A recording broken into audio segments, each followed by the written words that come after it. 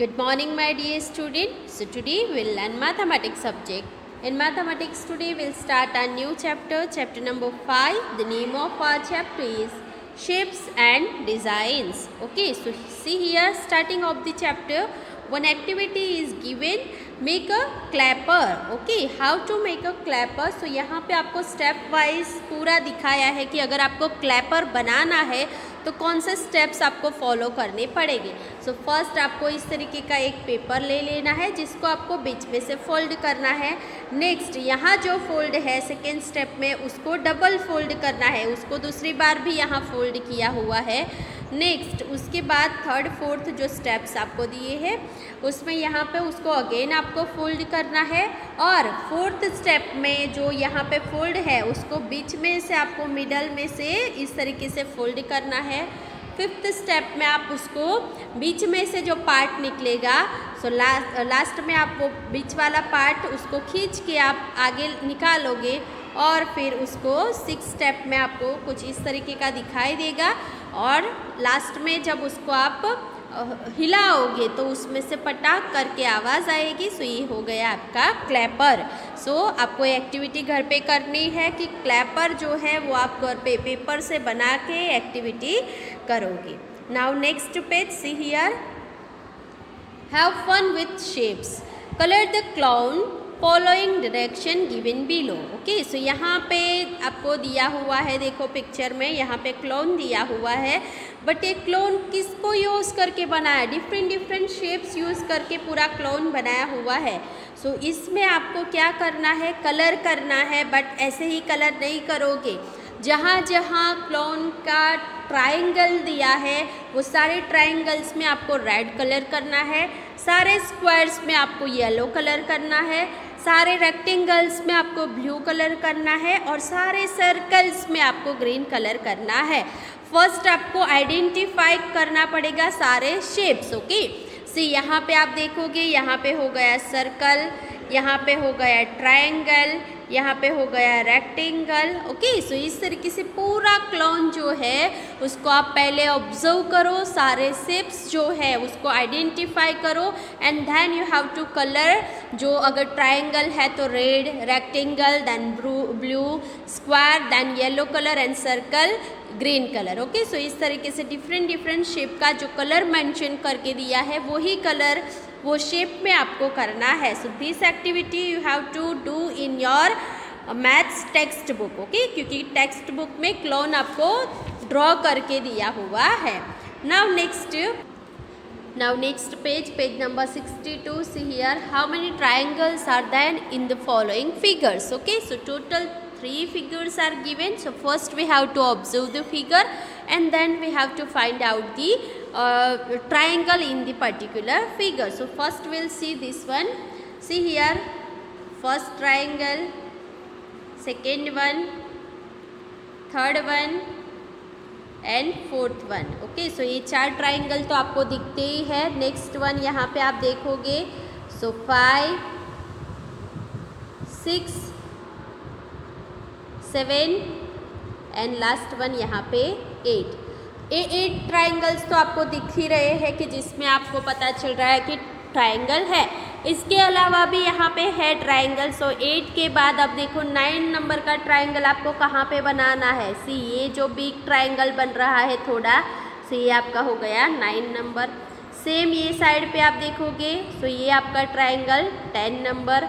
Next जो है ये आपका हो गया 11 number triangle and this one is 12 number triangle. Okay, so in first figure there are 12 triangles. Okay, so आपको इस तरीके से फाइंड आउट करना है। आप अपनी टेक्स्ट बुक में भी पेंसिल यूज़ करके ये 12 ट्राइंगल जो है उसको आप फाइंड आउट करोगे। ओके, नाउ सेकेंड फिगर सी, यहाँ पे जो सेकेंड फिगर में जितने ट्राइंगल आपको विजिबल है पहले उसको नंबर दे दो। See here, first, second, third and fourth, ये 4 छोटे ट्राइंगल है। देन फिफ्थ नंबर यहाँ पे दिख रहा है, 6, 7 एंड 8। ओके, सो 8 ट्रायंगल तो हमें दिख ही रहे हैं कि जो ट्रायंगल है, बट अब उसमें भी कितने सारे छुपे हुए ट्रायंगल्स हैं, जो कि ये 8 हमने नंबर कर दिया। नाउ 9 नंबर ट्रायंगल कहाँ पे दिख रहा है आपको? सो सी यहाँ पे इस तरीके से आप देखोगे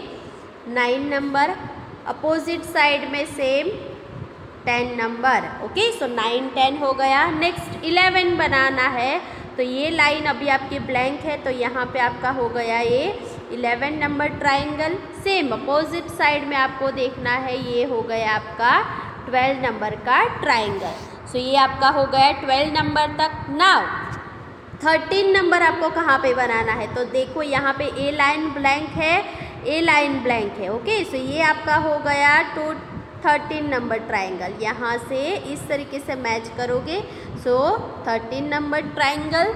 एंड लास्ट वन 14, तो ये देखो अभी भी ये लाइन ब्लैंक है और ये लाइन भी ब्लैंक है, सो आपको पूरा मैच कर देना है यहाँ से यहाँ तक का। ओके, सो ये आपका हो गया नंबर 14 ट्रायंगल। ओके, सो जो सेकेंड नंबर फिगर है उसमें total there are 14 triangles in the second figure. Last figure यहाँ पे पहले जो विजिबल है वो ट्रायंगल को हम नंबरिंग कर देंगे 1 2 3 4 5 6 7 8 एंड 9। ओके, सो ये स्मॉल स्मॉल जो ट्रायंगल्स दिए हैं वो टोटल 9 ट्रायंगल्स है।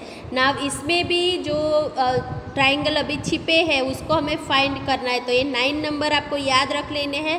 नाउ 10 नंबर ट्रायंगल कहाँ पे बनता है? तो सी यहाँ से आप ले जाओ अपनी लाइन, सो ये आपका हो गया 10 number triangle. Same opposite side पे आपको देखना है कि 11 नंबर का ट्रायंगल अभी भी बन रहा है, सो आपको देखना है यहाँ से आप देखोगे तो ये जो लाइन है इसको आप ज्वाइन करोगे, सो ये आपका हो गया 11 number triangle. Okay, so 10 and 11 again अलग कलर के पेंसिल से आप बना सकते हो। नाउ अभी भी 2 ट्रायंगल्स है इसमें, जैसे कि 12, सो ये आपका हो गया big triangle 12। And last one 13, सो ये आपका जो पूरा शेप है वो भी एक ट्रायंगल ही है। So total 13 triangles are there in the last और थर्ड फिगर। ओके, सो आपको जो मैंने ट्रायंगल्स दिखाया है वो सारे ट्रायंगल में नंबरिंग लिखना है, और जो नंबरिंग अगर आपको पता नहीं चलता है तो आप उसमें डिफरेंट कलर के पेंसिल से भी ये फाइंड आउट कर सकते हो। नाउ नेक्स्ट क्या दिया है? See here, find the biggest rectangle in the figure given below. So आपको फर्स्ट करके भी दिया है एक एक्सरसाइज, जो फिगर दी है उसमें आपको बिग रेक्टेंगल फाइंड करना है। सो यहाँ पे आपको बताया है कि फर्स्ट फिगर है जिसमें रेक्टेंगल आपको पता होना चाहिए, रेक्टेंगल जो है उसकी अपोजिट साइड सेम होती है। ओके, लाइक ए और ए सेम होगी साइड, और ए साइड सेम होगी। सो ये सेकेंड जो फिगर है उसमें हमने बिगेस्ट रेक्टेंगल फाइंड करना है। सो अगर आप मैं अपने कलर पेंसिल से यहाँ से आप ज्वाइन करो और ये लाइन को मैच कर दो, सो ये आपका हो गया बिगेस्ट ट्रायंगल। ओके, सो यहाँ पे आप कलर कर सकते हो इस तरीके से। सेकेंड फिगर में आप बिगेस्ट रेक्टेंगल ड्रॉ कर सकते हो। नेक्स्ट जो आपकी फिगर दी है, ये दोनों फिगर में आपको बिगेस्ट रेक्टेंगल फाइंड करना है। किस तरीके से पता चलेगा? तो उसके जो स्क्वायर्स है ना वो काउंट करना है आपको, तो आपको पता चलेगा। ना यहाँ पे रेक्टेंगल हमें बनाना है तो हम क्या कर सकते हैं, जैसे कि पूरे बॉक्स आने चाहिए, तो यहाँ पे आपको टोटल 4 लेना है, 1 2 3 एंड 4, ये चारों बॉक्स होल बॉक्स दिए हैं। सो यहाँ से ये लाइन बना दो, इसको मैच कर लो, यहाँ से ये लाइन को आपको ज्वाइन करना है। सो ये हो गया आपका थर्ड फिगर का बिगेस्ट रेक्टेंगल, इसमें आप कलर भी कर सकते हो। नाउ लास्ट जो फिगर दी है इसमें आपको बिगेस्ट रेक्टेंगल फाइंड करना है, सो उसमें होल स्क्वायर्स आने चाहिए। सो 1 2 3, सो ये लाइन आपको लेनी है 3 3 वाली एंड रेक्टेंगल बनाना है। सो इस तरीके से मैच करोगे आप, सो ये हो गया आपका लास्ट फिगर का बिगेस्ट रेक्टेंगल। सो ये जो एक्टिविटी है वो आपको अपनी मैथ्स की टेक्स्ट बुक में करनी है। ओके, टेक्स्ट बुक में आप सारे फिगर में रेक्टेंगल, बिगेस्ट रेक्टेंगल फाइंड करोगे और वो रेक्टेंगल को आपको कलर भी करना है। Now next page, page number 63, see here edges and corners. Okay, so Mita and her 5 friends were playing a game. Tinku was blindfolded and asked to keep clapping as long as he wished, while the others would move round a table. The moment Tinku stopped clapping, everybody would stop whenever they were. The child who was not at a corner would be out. Then she or he would be blindfolded. Okay, so यहाँ पे जो game दी है उसमें क्या करना है कि जो टिंकू है ब्लाइंडफोल्डेड बना है उसको क्लैप करते रहना है तब तक ये सारे फ्रेंड्स जो है वो टेबल के राउंड में गोल गोल घूमेंगे। जब टिंकू अपने क्लैप करना स्टॉप कर देता है तब ये सारे फ्रेंड्स को क्या फाइंड करना है, टेबल का कॉर्नर फाइंड करके कॉर्नर पे खड़े रहना है। जिसको कॉर्नर नहीं मिला वो आउट हो जाएगा। सो सी यहाँ पे आप पिक्चर में देखो 4 जो फ्रेंड्स है, बंटी, मीता, राजा एंड छोटू, ये चारों फ्रेंड्स वो कॉर्नर में खड़े हैं, जबकि गुड्डू जो है वो टेबल की साइड में खड़ा है। ओके, सो यहाँ पे हमें पता चल रहा है नेक्स्ट टर्न अब किसका आएगा ब्लाइंड फोल्ड होने का, गुड्डू का, क्योंकि वो आउट हो गया और गेम का रूल है कि हमें जो आउट होता है वो ब्लाइंड फोल्डेड बनेगा। सो इस तरीके से ये गेम आपको घर पे भी ट्राई करनी है। आप टेबल की जगह और जो भी कॉर्नर वाली थिंग्स है उसको भी आप यूज़ कर सकते हो और गोल गोल घूमना है। जब आपका क्लैप की जगह म्यूज़िक भी बजा सकते हो, म्यूज़िक स्टॉप होता है तब आपको कॉर्नर फाइंड करके कॉर्नर पे खड़े रहना है। जिसको कॉर्नर नहीं मिलता है वो हो गया out. So question number 1, looking at the picture given above, can you tell who is out? Okay, so picture आपको हमने ऑब्जर्व भी किया जिसमें मैंने बता भी दिया कौन आउट हो गया है। So answer 1, Guddu is out because he is not standing at any of the corner of the table. Okay, Guddu out हो गया क्योंकि वो टेबल के कोई भी कॉर्नर पे खड़ा नहीं है। Now next question, where is Guddu standing? Guddu कहाँ पे खड़ा है? So यहाँ पे here answer is here. See, Guddu is standing in the middle of one of the side of the table. Table की एक साइड जहाँ पे गुड्डू खड़ा है, so इसीलिए गुड्डू आउट हो गया। Now last one question, can this game be played around a round table and why? Okay, so आपको पूछा है कि क्या ये गेम कोई राउंड टेबल के आसपास आप खेल सकते हो। So answer will be no, this game cannot be played around a round table because a round table has no corners. Okay, और ये पूरी गेम कॉर्नर पर बेस्ड है। So राउंड टेबल का कोई कॉर्नर होता नहीं है, कोई भी राउंड थिंग का कॉर्नर होता नहीं है। So राउंड टेबल आप इसमें यूज़ कर सकते नहीं हो। So these 3 question answer you have to write down in your maths notebook.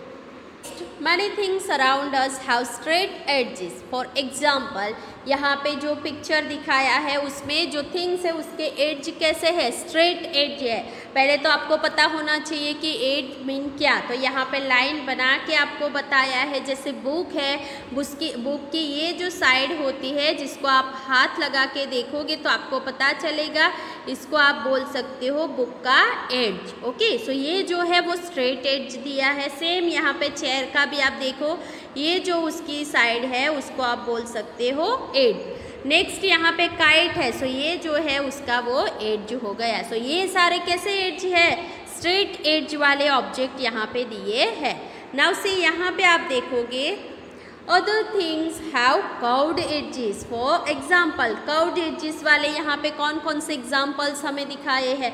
सो यहाँ पे ये व्हील आप देख रहे हो, उसका जो एज है वो कौन से शेप में दिया है हमें, कर्व्ड एज में। ओके, सेम यहाँ पे प्लेट का पिक्चर दिया है, उसका एज कैसा है, curved edge. So again questions दिया है, so let's see the questions. Look around you and identify things with straight and curved edges. Okay, जैसे अभी पिक्चर में हमने देखा, जैसे काइट है, चेयर है, सो उसका एज कैसा था, स्ट्रेट, जबकि व्हील प्लेट है उसका एज कैसा था, कर्व्ड। ओके, सो ऐसी आपके अराउंड और कोई चीज़ें आपको देखने को मिलती है, उसका नाम आपको यहाँ पे लिखना है।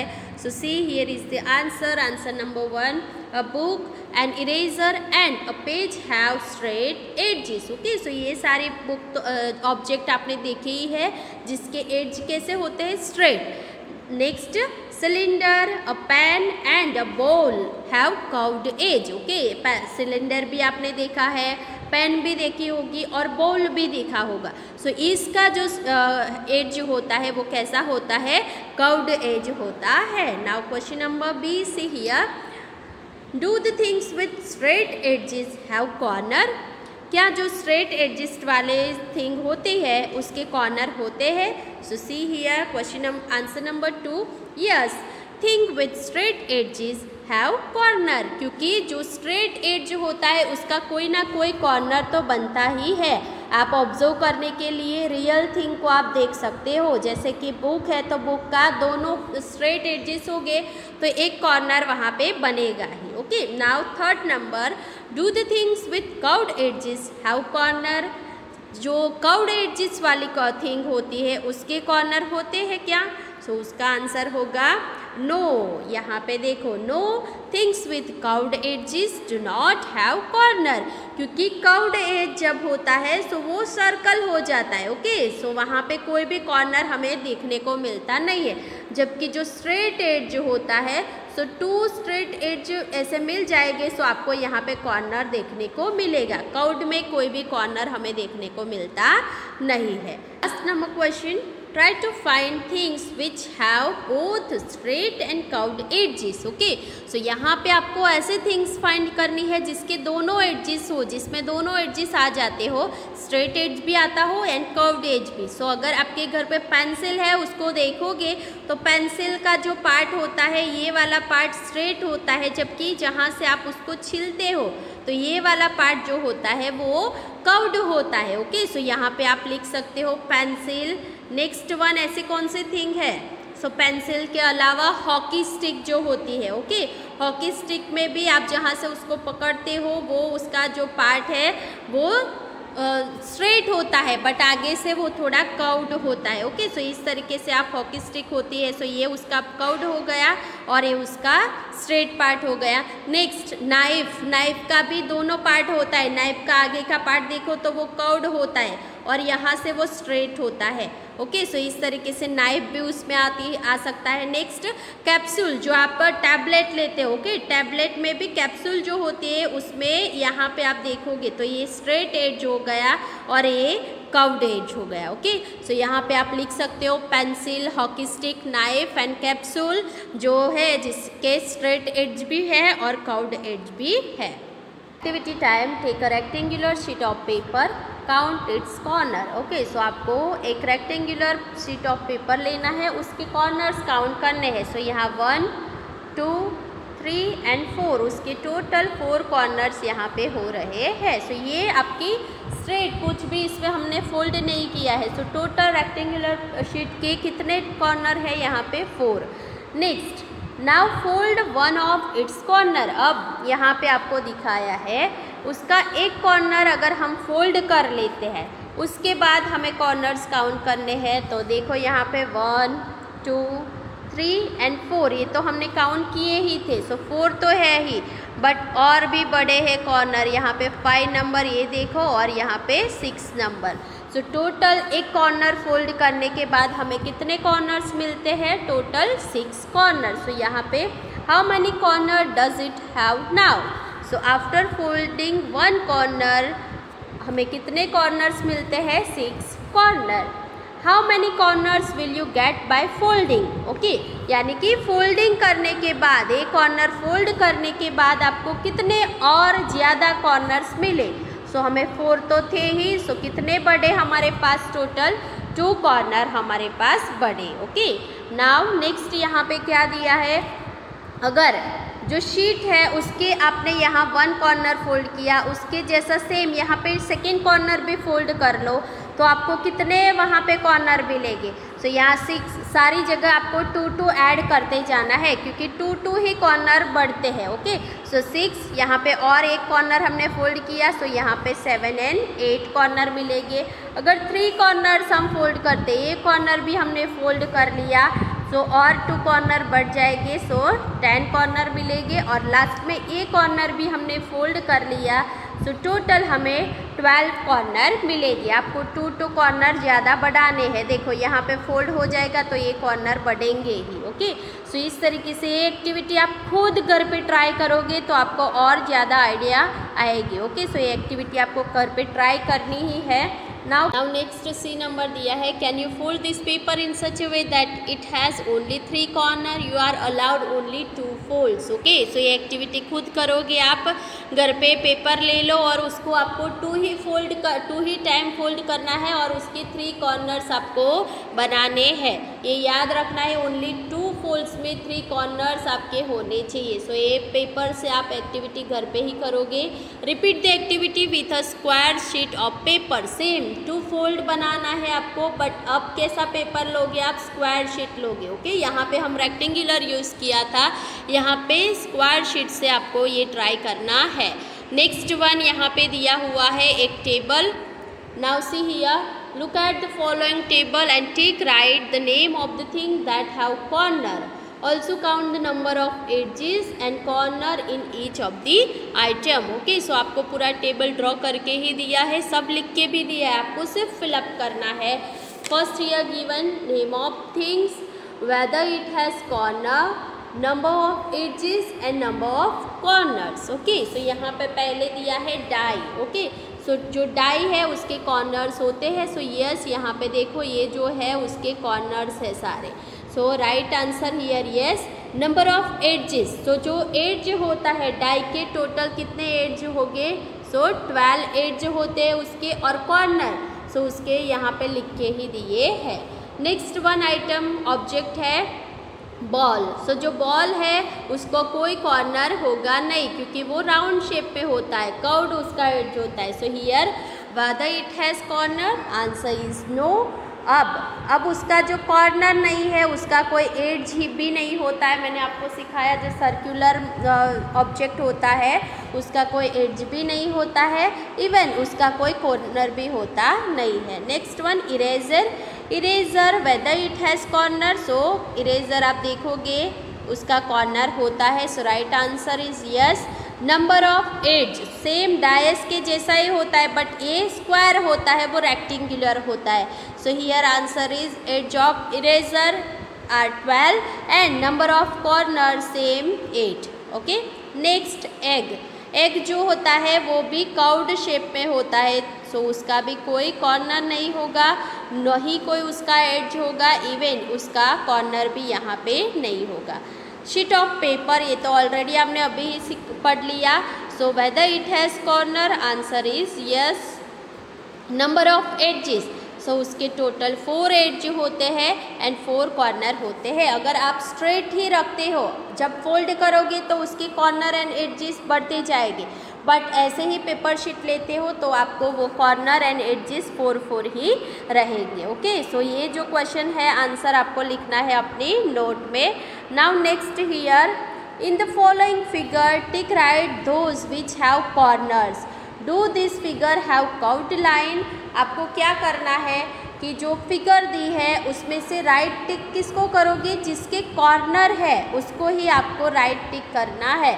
सो 1 बाय 1 हम फिगर देखिए अगर। सो फर्स्ट यहाँ फिगर के कॉर्नर है, यहाँ देखो 1 एंड 2 कॉर्नर, सो राइट टिक करना है। यहाँ पे भी 3 कॉर्नर है, सो इसको भी राइट टिक करना है। ये फिगर को भी कॉर्नर है, यहाँ देखो ये सारे उसके कॉर्नर्स ही है। ओके, सो ये उसको भी राइट टिक करोगे। नव यहाँ पे देखो ये फिगर जो है वो कर्व्ड एड्ज वाली है। ओके, सो इसमें कोई कॉर्नर नहीं है, सो उसको आपको क्रॉस करना है। नेक्स्ट ये फिगर भी राइट होगी, उसके भी 1 2 3 4 कॉर्नर हो रहे हैं। नेक्स्ट ओवल शेप दिया है, कर्व्ड एज है, सो यहाँ पे कोई कॉर्नर नहीं है। लास्ट में इसका भी कोई कॉर्नर है नहीं। सो इस तरीके से आपको जहाँ पे मैंने राइट किया है वो सारे फिगर को राइट टिक करना है। कर्व्ड एज उसके कोई कॉर्नर होते नहीं, सो यहाँ पे आपको रॉन्ग या क्रॉस टिक करना है।